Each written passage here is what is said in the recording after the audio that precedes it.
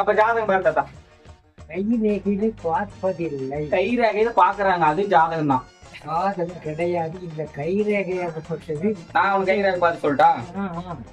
உனக்கு மொத்தம் 3 பிள்ளைங்க கரெக்டா?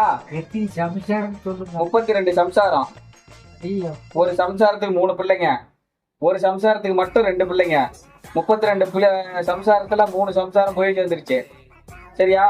இன்னும் 109 சம்சாரம் இருக்குது.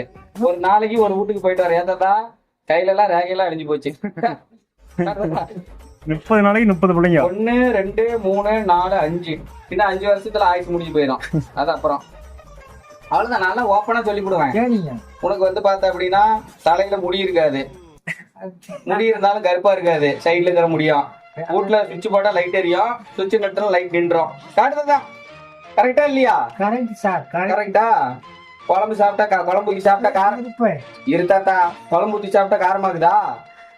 குழம்பு இல்லாம சாப்பிட்டா சப்புன்னு இருக்குதா? அப்படிதான் இருக்கும். பஸ்ல போனா கால் வலிக்காது, நடந்து போனா கால் வலிக்கும்.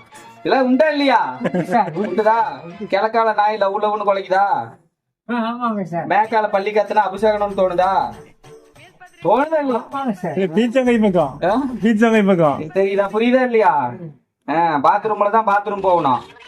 அந்த மாதிரி நிலைமை ஆகி போச்சு. தண்ணி குடிச்சா தாகம் தீருமே, சோறுனா வயிறு நம்புமே. இதெல்லாம் வந்து ஜாதகத்துல இருக்குது. இதெல்லாம் அதான் இன்னொன்னு 5 வருஷத்துல போய் சேர்ந்துருவேன்.